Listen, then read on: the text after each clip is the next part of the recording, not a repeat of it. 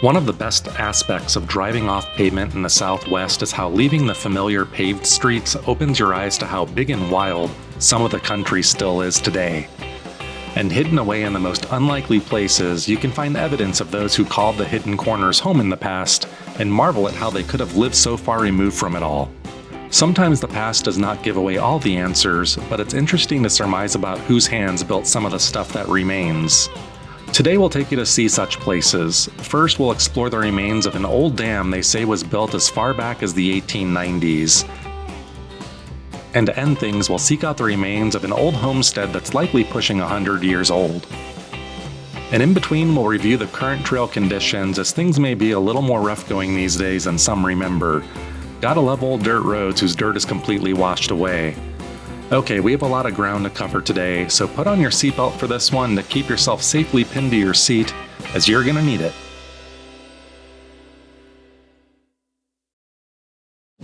Alright, we have not yet hit pavement. Just turned off of Carefree Highway, Route 74, between North Phoenix and Wickenburg. And I'm in the Lake Pleasant area. Lake Pleasant should be somewhere out beyond some of these hills. We're not heading to the lake today, but to some dirt roads out beyond. I might even go as far to say as today's episode might be more of a little bit of a casual scouting mission, as I wanted to go check out these places of historical interest for myself, maybe to begin some future research and see if I can find anything to help me in that. Looks like we're making a left turn here, and maybe some of you will see this and recognize it, being as though Lake Pleasant is a very popular place. And you can see here this sign says Castle Hot Springs Resort, 7 miles to the left, and the pavement ends right up here, it looks like.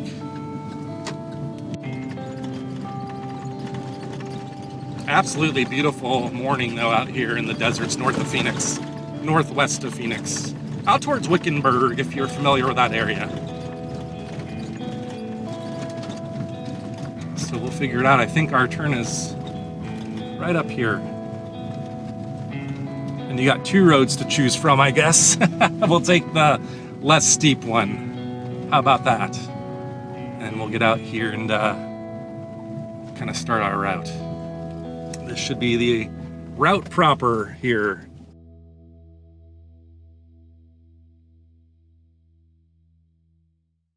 Let's take a pause from the live action and give you a full trail report summary in case you just want to get out there and see this for yourself. We found out about this route using the onX Offroads app. The name of the featured route we found is simply named China Dam Tuli Homestead, which are the names of the two historic points of interest along the route. The total route is 7 miles out and back, and onX estimates about a 3-hour trip, although for us it was more like 5 hours if you include the couple blunders we made along the way, plus the time to film. The road is at times in great shape as roads like this go, and at others, the deteriorated sections can be very slow going for a larger 4x4 like ours. onX says that the route is doable for stock 4x4s, which is exactly what Slim is, and we are proof that it is possible, although there's an extreme likelihood that you will come out with a few desert pinstripes, and you might scuff the underside of your vehicle in a spot or two, as we ended up doing. Luckily it was not bad, but yep, be willing to accept that your brand new Jeep may get its first blemishes here. But hey, we didn't buy our off-road vehicles to look pretty, did we? One hazard we encountered was very weak GPS in deep washes, specifically around Humbug Creek, which proved problematic as some areas are a maze of 2-track trails, and we got off course several times. Judging by some others driving around, we weren't alone. Problem is, some of these roads are dead ends, hard to turn around in, and not meant for vehicles our size. Stick around if you want to see all those blunders in more detail, including a helpful tip I wish we would have known about. All in all though, we wasted about an hour backtracking in multiple spots. As the onX review states, the main obstacle noted by most is near the end at the Tuli Homestead. There's a very steep drop-off in a rocky area you have to climb, which we estimated to be about 12 to 18 inches tall. More on that later. Final note is, the route ends at the old homestead at a fence. There's a riparian area here and motor vehicles are not allowed past this point. It's the end of the trail, and to see the rest is a short walk on foot. And yes, we feel you need good clearance and 4-wheel drive in spots, and definitely above all some resilient tires, as there's lots of sharp rocky sections. Slim barely squeezed through some places, so I would be hesitant bringing a larger truck back here, but hey, if you don't care about digging it up, go for it.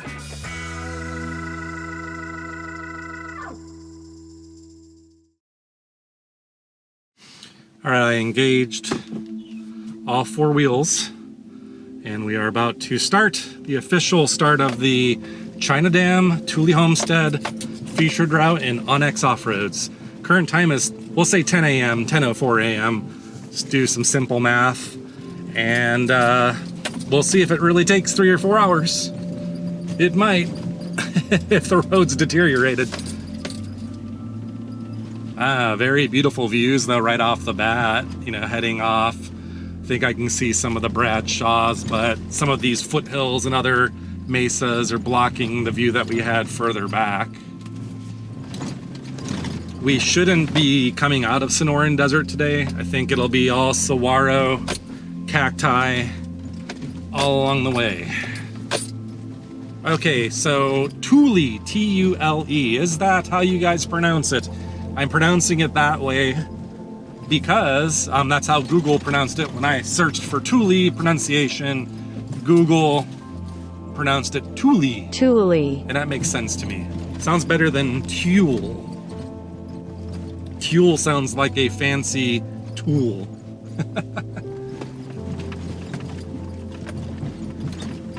Look at the beautiful cholla out here, very vibrant and green. Goes in with the desert today. Almost like a yellowish green glow to it. If you've never seen cholla, if you're new to the show and you don't live in Arizona, it's a type of cacti. It's very sharp. It looks very soft, and there's a variety called teddy bear cholla because it kind of looks like a soft thing you could like grab from a distance, but I told you many times, keep your hands away from that. I think we're coming to this top of this hill. This could be a perfect place to stop and get some views. Oh yeah, this is great. Perfect. And there's your look. We came from that direction approximately, and you can see, hopefully you can see Lake Pleasant. I'll get my other camera out and zoom in a little bit better. What a beautiful view from up here. These nice rolling hills. And then we'll kind of turn this way and just look at the endless sea of saguaro cacti. Further you get away from man, the more lush these things get. So far though, I would say this is a fantastic little drive for views in all directions. I mean, you got beautiful mountains and Sonoran Desert and the Bradshaw somewhere back that way. We're slowly starting to map this region of Arizona in our minds. Okay, so the drive so far, pretty easy, wide open desert, but we're now about to get into some rougher patches. When prepping for this trip, I read several sites and they mentioned taking a short spur down to Humbug Creek to the old China Dam site, our first point of interest. However, the main route on Onyx does not appear to take you that way, and we agree, sticking to the main route could be a time saver. I opted to take the spur down, and like others said, it can be a little rough going, but all in all, it wasn't that bad. The biggest incentive for coming down this way is so that you can more easily get your vehicle down into the wash and park your rig on top of one of the structures for some cool pics. I can recommend doing this, but be aware this is where some significant GPS difficulties began for us, as you'll see. And here we are at Humbug Creek, which is barely a trickle right now, and I'm standing on the remains of a most likely over 100-year-old dam. Let's come down here to the creek first though, and we'll start our story as to what we think, what the internet thinks was going on out here.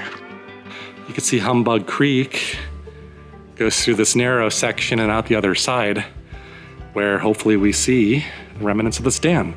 There are a bunch of little fish or tadpoles or something in there. They move so fast I can't really tell what they are, but proof that life thrives in the desert.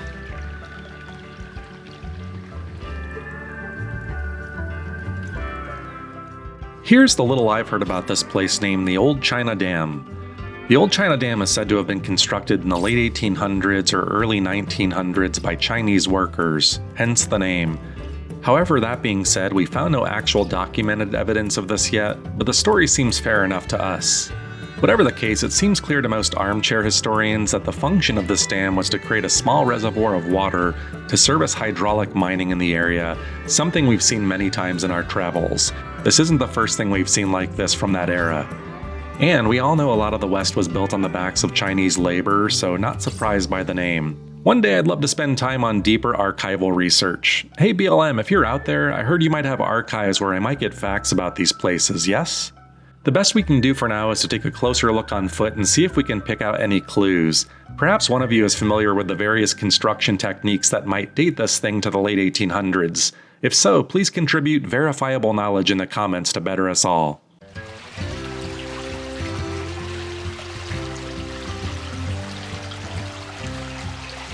And basically, they just made a big conglomeration of rock and cement. It looks like this piled up the rocks and poured in the cement, I'm gonna guess, and it looks like we may have even discovered some old wood down there. Quite possibly something having to do with this. Also quite surprised by how nicely the water's running through here. It's a nice sound when you live out in the desert, just hearing running water. And to be in a place like this, blocking out the rest of the view of the desert, or a lot of it, you get a cool breeze like you do today down by the water, you forget you're out in the Sonoran Desert for a minute or two. It's a little scary to be standing underneath this probably well over 100-year-old pile of conglomerates. Some cement, some rock. It's almost like if you study this for a minute, it's almost like they have this outer veneer they had on this side, probably on that side, and I wonder if they started by building the outer walls and then filling it in. I don't know how one goes about doing this, but we're talking likely 1890s or early 1900s, so I'm sure there's someone out there much more knowledgeable than me about this place. My understanding is this big hole in the middle would not have been there when this thing was in use for its original purpose. At some point, somebody tunneled through it to allow the creek to flow through again. And what is that kind of bird? You guys hear that? What is that? All right, so China Dam. There you have it. The other structure, the diversion dam, I think it was what I saw referred to, that other concrete one, right over here on the other side from where we stand now. All right, I know Slim's not talking on this episode, but he does like his glamour shots, so let me get him a couple of those before we head to this old homestead we're seeking out somewhere out here.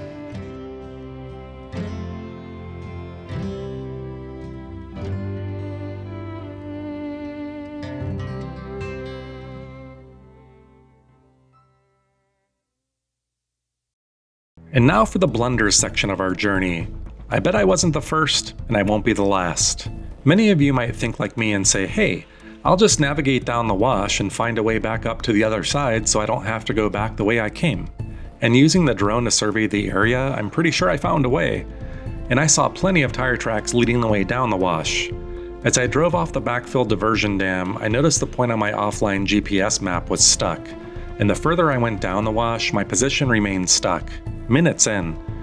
And when I got to where I thought I needed to go, the hill looked a lot gnarlier on foot than it did from the air, so I talked myself out of it. I was flying a little blind by the GPS position still showing me as parked on top of the dam. Being that I was traveling solo that day and wanting to make a safe play, I opted to go back out the way I came, which in retrospect does not take long. You see, the issue here is that there's a ton of track back here and many dead-ended campsites. Many run parallel to each other. It's easy to mistake one for the main route. After hooking back up with the featured route, we had to make another crossing of the creek, but this way was safer. It didn't take long before I experienced more GPS trouble and somehow got on a path that ran parallel to the main route, but one that ran closer to the edge of the deep wash. Once again, my GPS position had not updated and I quickly found myself on another gnarly trail and obtained 90% of my pinstripes of the day from this navigational mistake. If I'm correct that the lower elevation here creates GPS issues, be aware that it's easy to quickly get confused which in a larger vehicle kind of sucks, especially when I'm mainly here for the history. In short, I underestimated how temporary loss of GPS and crisscrossing trails can cause you to get off course fast. Somehow I missed what hopefully is a pretty obvious turnover here, but everything happened because the arrow was oriented the wrong effing direction, man. Ah! I really try not to scuff my truck up. I like my truck, but man, if I put it through the ringer today. And now we're at a point too where I can tell you maybe when people reviewed this road, it was in better condition. It could have been years ago as far as I know, but here to tell you, this ain't, on my experience, comparing this to other 4 out of 10s on Onyx, this is not. You do not want to come back here with anything other than a vehicle with the right tires and 4-wheel drive for sure. But I would give this a 5 or 6 based on when I'm comparing it to other things that I've done. And the main road is worse than some of the areas I was just on down there. My frustration, mainly due to a good chunk of time being wasted due to navigational challenges, didn't last long because I was excited about the next stop, and the road calmed down intermittently and GPS became reliable again. I love driving in the Sonoran Desert at the dawn of spring.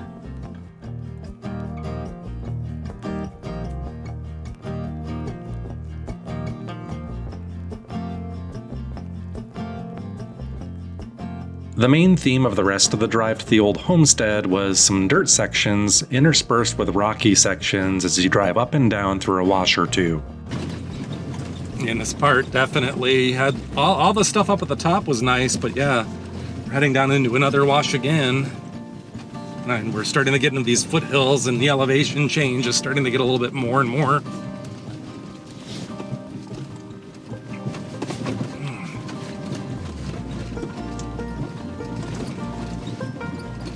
There's another little creek or wash, but there's no water in this one.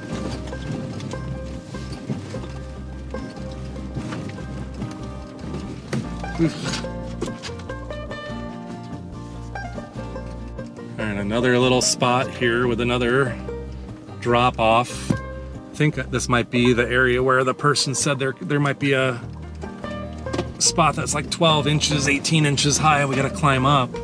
Saw a picture and it kind of looked like this hill that we're coming up on now. We're not gonna stop now though. We've come too far. I bet you this is it. Let's set up something here and see. See that? That's the spot. I'm gonna get out and film this for you. We're gonna do it though. I think we got this, no problem. All right, this must be the spot that the user mentioned. You know, probably like a 1 foot to 1.5 foot incline here. That is steep. But I think we should have the clearance, especially if we can kind of stay off to the right. We should be able to get this done, I think. No problem, but I imagine this is the spot that people called out. All right, Slim. We got this, buddy. Just gonna go really slow so we don't scrape the front of you.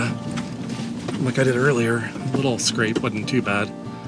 But, all right. Oop.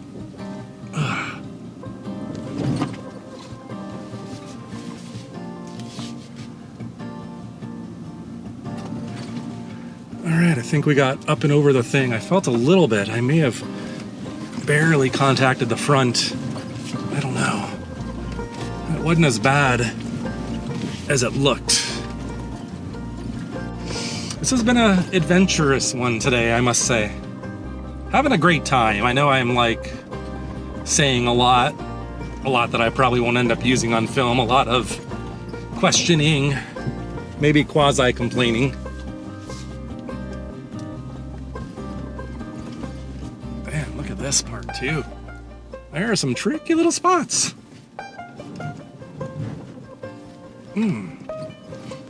You got this. I'm just using low gear in this last section here. Here's another little stair step up.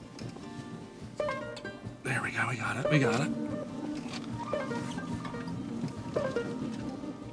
keeps going a little bit further, I think. So we'll walk as far as I can. There we go. I actually see the home, and it's still standing. I was wondering what the condition would be like, but I see it. How cool. And then from here, they don't want you to drive back in there, so we will explore on foot, but it takes you right up to the place.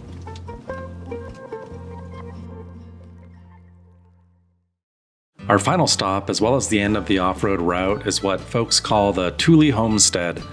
Like our first stop, China Dam, not much info seems to be known. What I read, which I mainly got from one of my favorite websites, azoffroad.net, and I'll link to their article on the subject below, is that mining back in this area dates back to the 1870s, and eventually a man named Johnson worked claims in this area and likely built a house here in the early 1930s. There's something on the property we'll see that corroborates this time frame, but saving that for last. The first thing that really sunk in with me is how photogenic this Sonoran desert scene is. In 2024, this ranks as my most idyllic moment yet.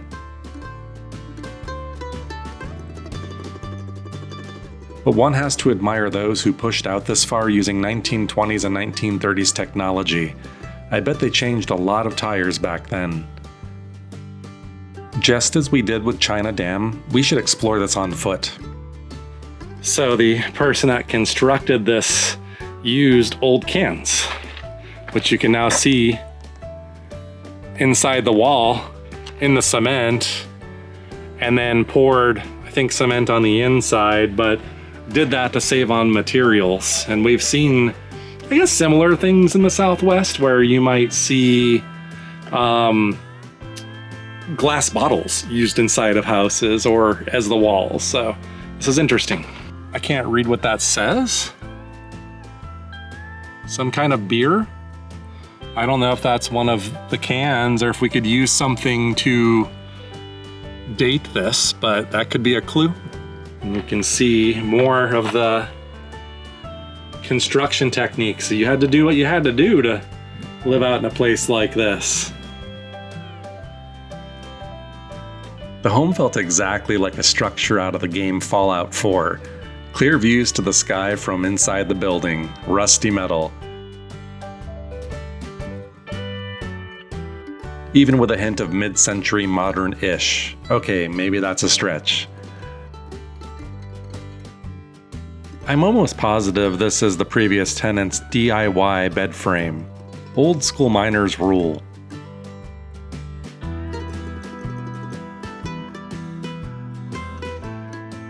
The moment that stuck out to me the most while here was looking out the window at the beautiful view the previous tenant likely enjoyed throughout many Arizona seasons.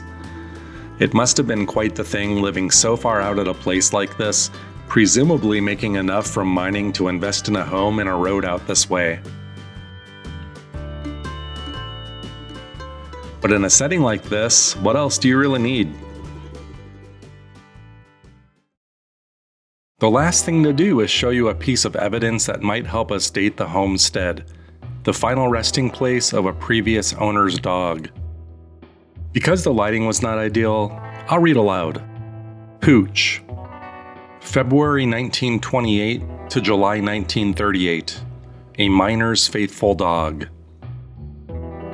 I'm the type of person who doesn't cry very often, not that I have any fault with it, but I just don't get to that point. Maybe video games really did desensitize me. So I don't know why, but this one stirred an emotion in me as I understand deep connections with pets. This is a fine memorial that only a loving, devoted human companion would create. That dog probably explored the hell out of these hills and knew every nook and cranny and rattlesnake. Rest well, Pooch. All right, I'm gonna end it here inside of the Tuli Homestead house, for lack of a better term, the Johnson house. I don't know. But I hope you enjoyed this drive out here. You got to see some of the blunders, the missed navigation, and hopefully you learned a little bit by watching that and had a good time. And hope you enjoyed this one with me. Comment if you like this better with me talking as opposed to Slim. I want to hear more from you, or if you prefer Slim, tell us too. And at that, we're gonna leave it there, and we'll see you next week. Bye-bye.